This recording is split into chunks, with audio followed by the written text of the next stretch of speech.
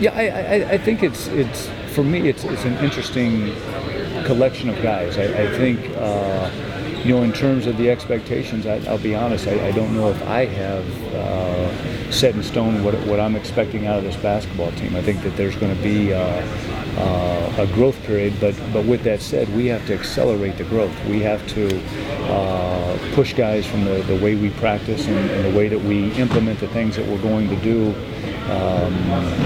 We tried a lot of different things this summer, and some were good, some weren't. But now, building off of that and having an understanding that, hey, it's on now, and when we get going, it's going to be nonstop and fast-paced. And as we always tell guys going into it, those that don't get on board get left behind.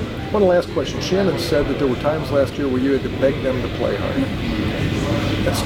You really did? You had to beg them to play hard? Yeah, I think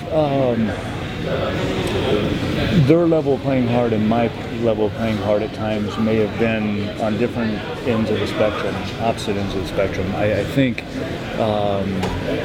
those are things that we've talked about in the off season of we want to have this level of play, and knowing that it's like life. It's never going to go exactly the way we prescribe or hope that it does, but with that said, I think that there has to be an element of those late game situations where there's not the breakdowns that we had last year, just in terms of mental and physical breakdowns. Right. Mark Loving, you got in there and kind of scratched the surface of what he could do at times last year. Just what are you looking for him going into his second year to become more of a regular member of the rotation? Well, I think we need Mark to be the player Mark's capable of being, and alleviating the ups and downs, and if there's a game where the shot may not be going in as well as we want it to, he's still going to defend, he's still going to rebound, he's still going to make guys better, and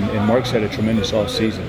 I think from the standpoint of where he is today and the work that he's put into this point should give him an element of confidence, and I think our guys have a lot of trust in what he can bring to the table. What intrigues you about this team? Well, I think, Clay, the newness of it.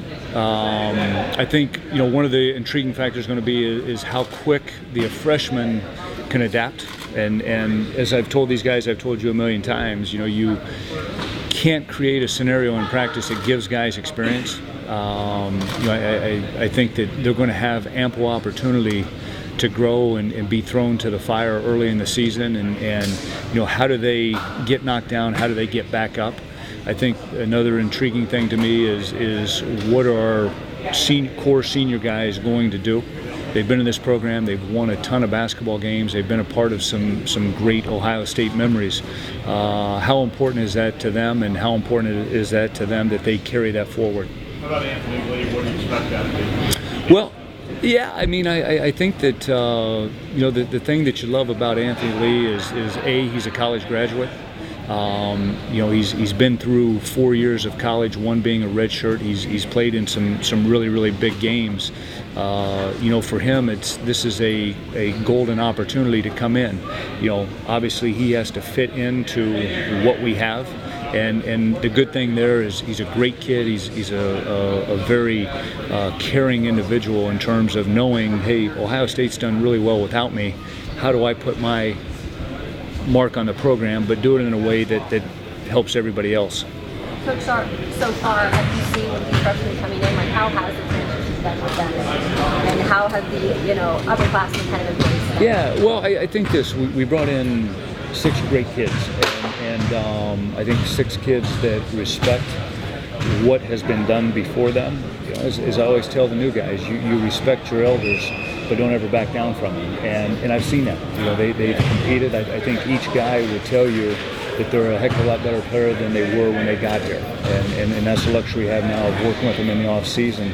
So, now as we always tell new players, we can't describe the intensity, the pace, and the speed that we go at day after day after day. It'll be interesting to see how they adjust to that. You've had some freshman classes make immediate impacts and others have taken a little longer to develop. How much do you anticipate you'll be relying on these guys? I don't know that yet, but I think on paper today, I would say we're going to defend that. They're going to need to come in and be ready and know that they're going to get knocked down. They got to get back up. They got to fight. But I like what I've seen from them. Now the lights haven't been on. People haven't been in the stands yet. But they've all had a very good demeanor about them in terms of grasping the concepts, grasping what we're trying to do. Also, a lot of anticipation to see what he can do. I mean, he was the college All-American. His team won the national high school tournament Twice. And he's leading the way both times. Just what's realistic for him as a freshman? I mean, is it Gary Harris type of freshman year, or is it just let it be what it's going to be, I guess? I think time's going to tell on that. D'Angelo's a very talented basketball player. I think one thing that he has is a tremendous mind in terms of knowing the game of basketball, understanding the game of basketball, incorporating others. He's a guard. Is he a 1? Is he a 2? I don't know. But he early on in this summer he threw a pass off pick and roll and the guy didn't catch it. And I stopped practice and said, "Hey fellas, look now. A man here can deliver this pass. So you guys better get ready. You're gonna have Nike tattooed on your forehead."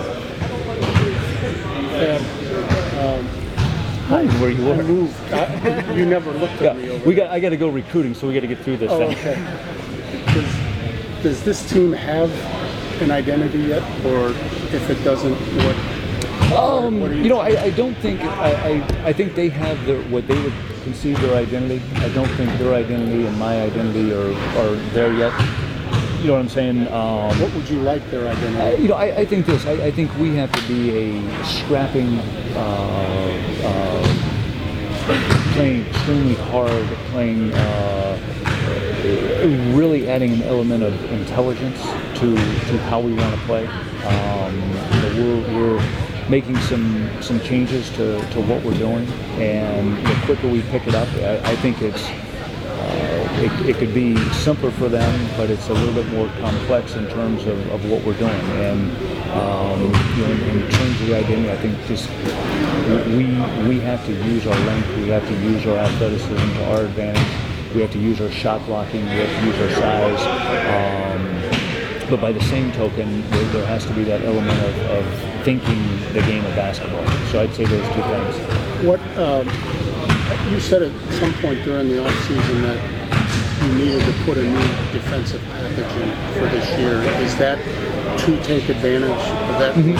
Or you might be more of a running, jumping, trapping, make teams uncomfortable? Yes, if without losing our soundness. But I think that would be something, because I do think we have depth this year. I think that we've got guys that can play multiple positions for us. And going back to the identity thing, if a guy doesn't feel like playing on a given night, he won't play that night. And I hope that holds true as we continue moving forward. What's the idea behind putting more weight on Amir? I wanted him to be comfortable in terms of the strength. It was more the strength, and as all of us specimens know, the more strength you put on, the more weight you put on. You look at his numbers in the weight room, he's really added. He and Trey have really gone up in what they've done. Does help him play with more confidence, you think? I hope so. I honestly, I hope so, because there's times where I'd like to inject a shot of confidence into him. You talk about the core seniors that you guys have quite a few seniors this year. But you lost 2 big ones last year. So, Sam was talking about carrying on those guys that kind of their legacy, like talking about the first 3 years that they were here, they didn't lose as many games as you guys did last year. Right. I mean, has that been kind of like a motivation factor early on in conditioning and things like that? I think it has.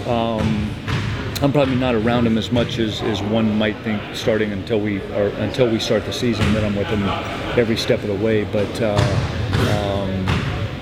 I do think and hope that these guys understand that a lot has been accomplished in this program, and we've had a luxury, if you will. And for these guys, you know, you look at our program and we lose these seniors, and next year we got no seniors. The next year we only got one senior, and Mark. And so I think these guys do have a chance to kind of prove themselves, their worth to our program, because you know, they've been involved with some great basketball players in their time here, and now it's kind of their opportunity.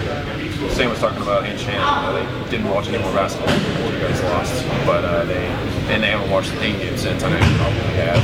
And is that factor going to be with how you guys play? Going to be motivation too? I mean, there's just going to be the whole season falling short. Well, I think that, but it is such a different basketball team, and you know, the one thing I've learned over time in coaching is drawing from past experiences with a new team. It doesn't register. It doesn't, you know, for 6 of these guys, they're saying, hey, I was in high school, I was doing, you know, I'm not sure I didn't have anything to do with that. And so I think we have to move forward and move forward in the right direction.